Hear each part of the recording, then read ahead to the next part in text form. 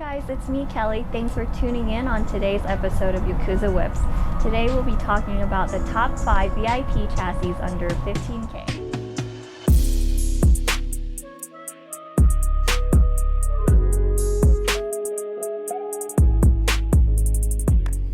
What's up, fellas?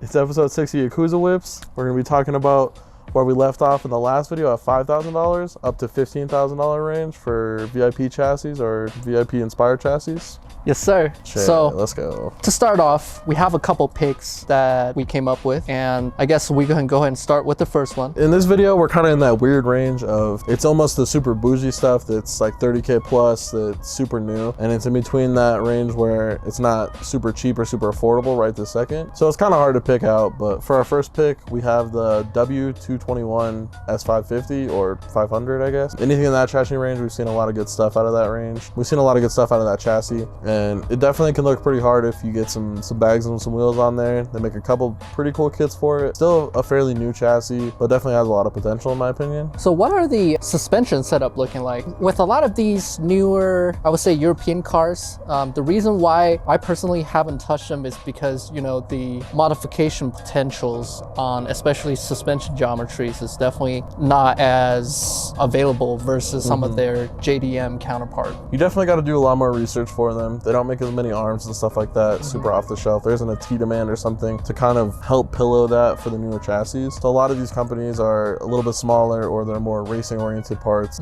You kind of have to modify and go from there. I do know that they do make bag kits readily available, and I'm sure BC and 326 or someone along those lines makes super nice coils for these cars. Pretty sure as far as suspension and air suspension wise, I'm pretty sure there's plenty of aftermarket support. But as far as turbo goes and like superchargers, I'm pretty sure, you know, European cars, they definitely have pretty good supports with that, especially if it's coming out of like, you know, companies that's like AMG. They have a lot of OEM support from the OE factory already, so you could definitely get a lot of power out of those, and maybe some ECU tuning as well as just a little bit of muffler or piping upgrades could definitely gain you some better numbers. These are definitely a pretty classy option for a faster car. I think most of the European models that are big body in this era, they tend to start becoming more of like a classy alternative for a race car, or like a pretty fast street car that's something you could buy and still got the kids like hanging out in the backseat, you know. Definitely a good option for that.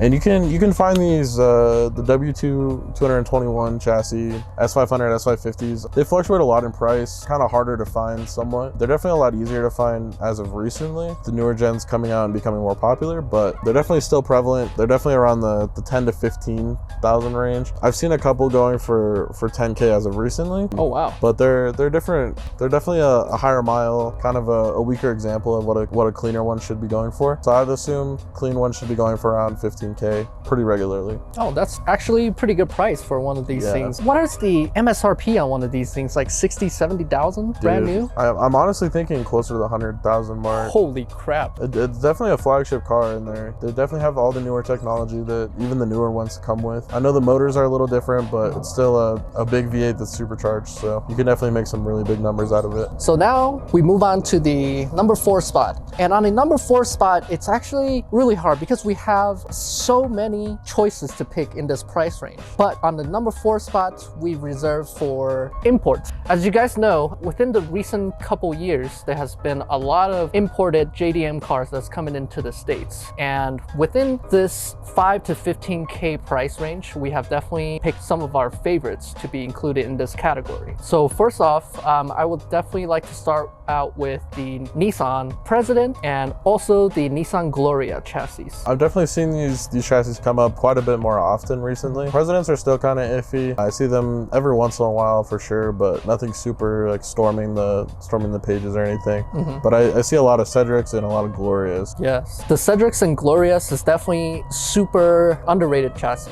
They're actually really popular over in Japan in the early 2000s for these VIP platforms, and suspension mods all the way out to kits for these cars has been done numerous times, and you could definitely find a lot of these suspension mods as well as kits all the way down to like different exhaust mufflers, lights for these vehicles on the Yahoo marketplace very easily, readily available. I know the Presidents have a little bit like trickier suspension. I know it has been done quite a bit, but they do have like a hydraulic hydraulic, weird dampening suspension. I don't know a super big amount about them, but I know that can be kind of tricky. And I also know that Cedrics, I'm pretty sure, share a lot with S13, along with like Q45s and stuff like that. I know they share arms back and forth. I'm not sure which ones. I know the fronts are pretty much about the same. Well, that's super tight. Yeah, super easy. Honestly, super capable cars. So as far as pricing goes, a lot of these cars, I've seen some Glorias go anywhere. Maybe in the recent months, pricing has definitely, a lot of these imports have definitely been going up. I don't know if everyone noticed, but a lot of these imports pricing, when I would say before COVID, early 2020, you could get these for around like 7 to 10, I would say, the Glorias. Yeah, for the most part. You know, maybe some presidents, you could find them for anywhere between like 12 to like, I don't know, 15 range. But now definitely has been going up a lot. I don't know if it's because if we keep printing money or what's going on, or it's inflation, but shit's definitely getting more expensive by the day. I don't know if it's the printing money, but I think people are seeing the GTRs rise in price a lot. So a lot of these people are grabbing these Cedrics, these Glorias, the Presidents, and they're kind of holding on to them, knowing that they are a lot more rare here in the States. And having clean examples of these really high grade cars are going to be held onto, and they're going to take a little bit more money now to get rid of, instead of the common. Because I used to see Seltzers and Cedrics and stuff like that going around for like 4 to 5K all day, and they'd be tossed around pages like crazy. And now I've started to see 8 grand or so for 8-10 grand. Yeah, for 13s. Cedrics, and then Gloria's going up a little bit more, and then Presidents are definitely getting harder to find, stuff like that. So if you are looking to mod a car without losing too much depreciating value on this vehicle, getting into a JDM imported vehicle to play with is definitely a good move to go. Also, you can find like Toyota Crowns for this price range. You can find UCF 20, UCF 30 Seltzers all day for this range. Definitely good investments so far. And for our third spot, we got a chassis pretty close to my heart. We got the Y50 chassis, so something like the M35 in the States, M37, or M56. All of these cars are dropping pretty drastically in price as of recently, so they're definitely obtainable for around 10K to 15K depending on model, spec year. And with that, they share a lot of chassis traits with the newer Y51, which is what I used to have. The suspension is a little bit different, but they're a lot more capable than the newer chassis. A lot more suspension has been figured out, and a lot of bigger camber cars have come out of that. They still have a lot of kits. I know Ulterior Motives still has flares for these cars. So they're super capable, super nice cars. Yeah, I've seen actually quite a bit of super dope builds, both coming from stateside as well as Japan, on these chassis.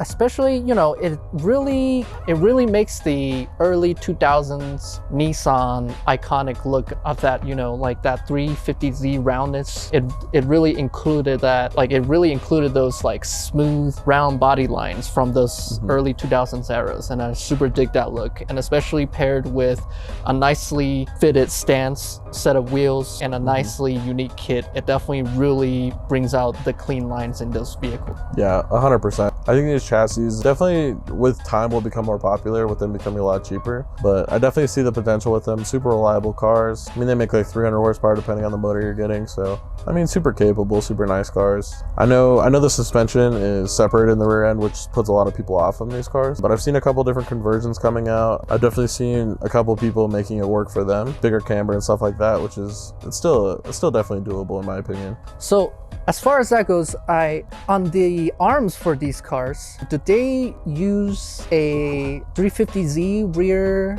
suspension as well, like the rear upper arm? Do they share any of the suspension components on these arms?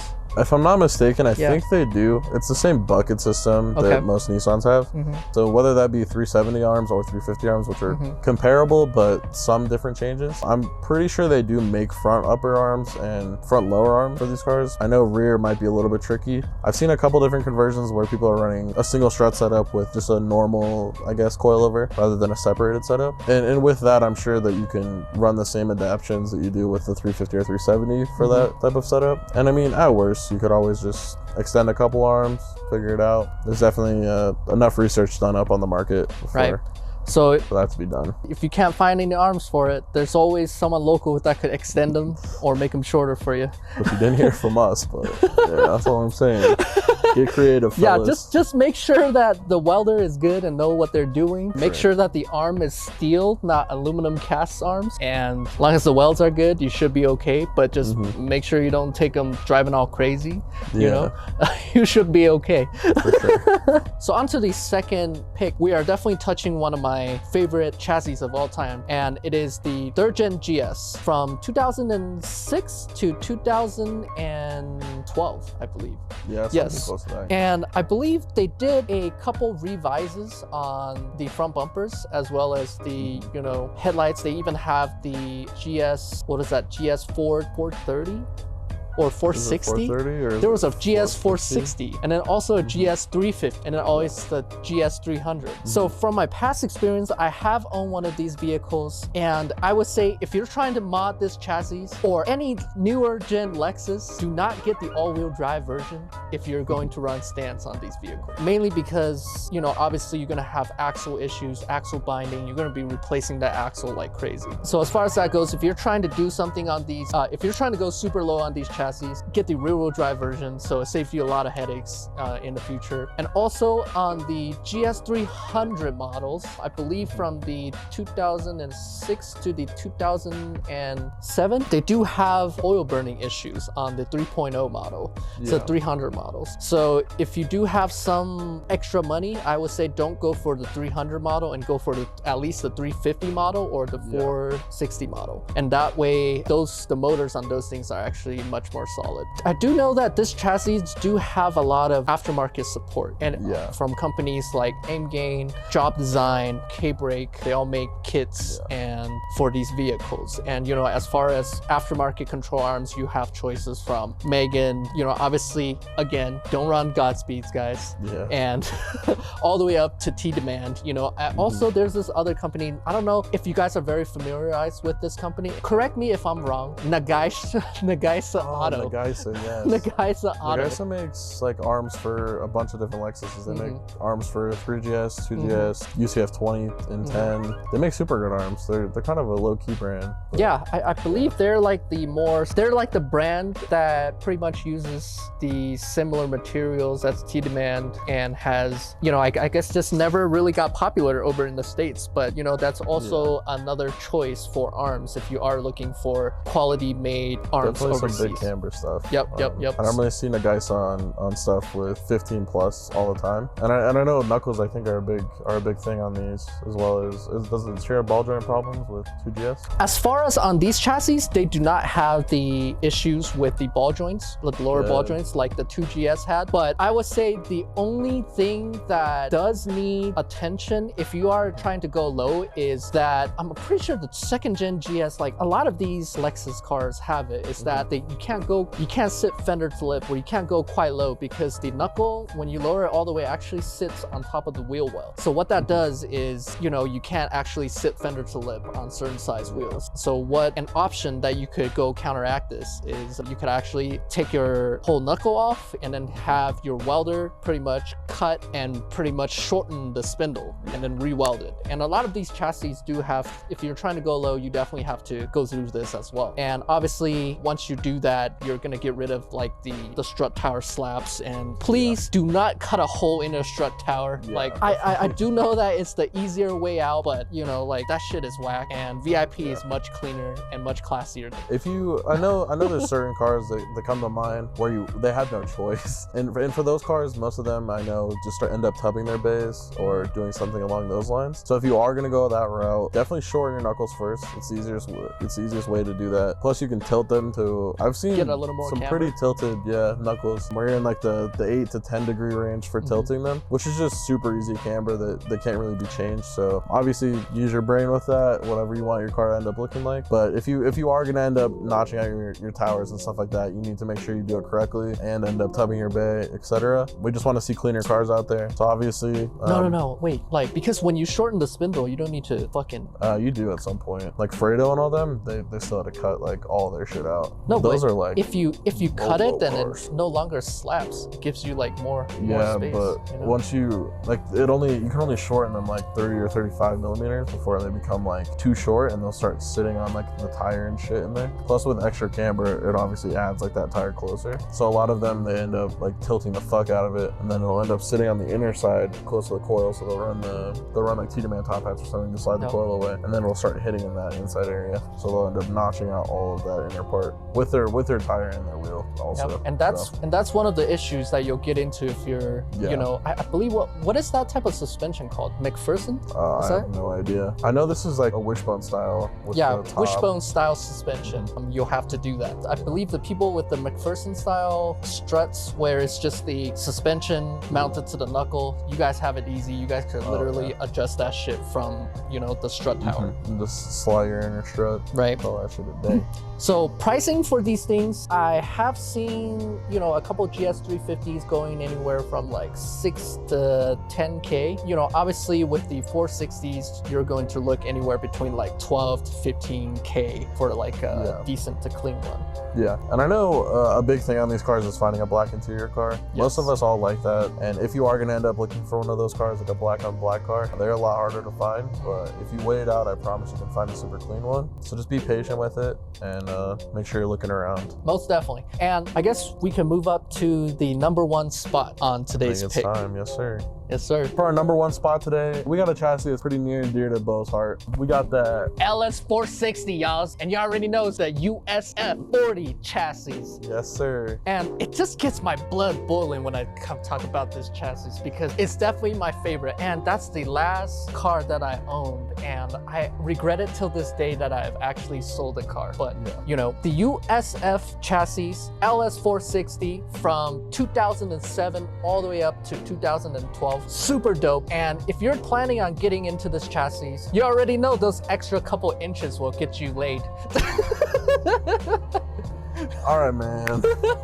So back on the subject, these cars have so many kits open right now. So many different companies are making parts for these cars. There's arms, definitely a lot more expensive to go camber route on these cars as they're still fairly new. You got a couple options, but it's mostly just Tiedemann. Nagaisa Auto. Yeah, Nagaisa. I think Megan has a couple arms for these cars, but definitely not full suspension like any of the older LS cars. So suspension time. Also on this chassis, do not get the all-wheel drive model if you're planning on running stance. So throughout owning this car, I had planning on getting camber set up on this chassis. So a couple arms that they do share with some of the 4th gen GS and also the Lexus RC model. And a lot of people actually don't know this, but I actually went out and did the measurements. Actually, they use the same arm. The lateral link arm in the rear, I believe it's called the lateral link traction arm. They share the same suspension parts as the RC. The toe arms as well as the same as the RC. But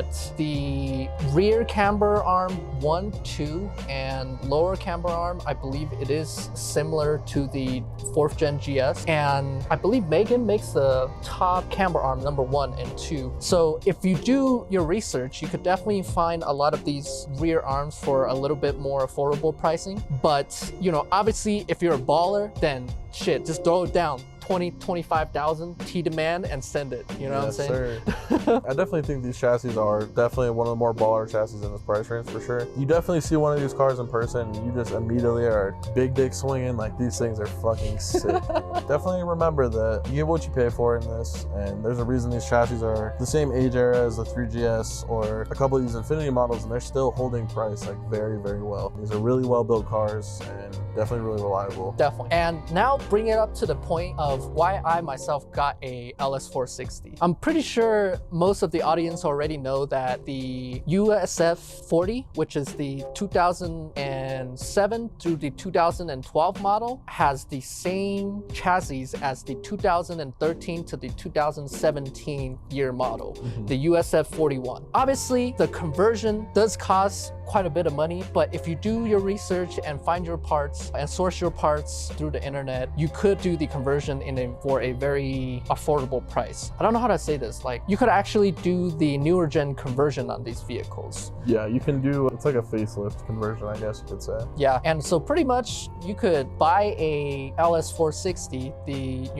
USF 41 gen, and you could literally spend like 10, 15K, could literally have like a 2017. I think they share mostly the same suspension stuff as well, and everything is pretty much the same on the inside. It's literally just like refresh, and a lot of the interior pieces are actually interchangeable as well. Like, I have a buddy, his name is James, and he actually did the interior swap on these cars. Really? But then, the dash works. I'm not too sure about the center console part, but I do know that the dash, the odometer section works on the swap. So if you do swap the dash over on these vehicles to have the full swap, I do believe it works as well. But the only hard part about the conversion, I do believe, is sourcing a lot of these parts if you are looking for used. It took me almost literally close to a year to source these parts used. Obviously, if you buy them from Lexus brand new, you can, but it's gonna cost a pretty penny. Like, just the headlights alone were like $2,500 each,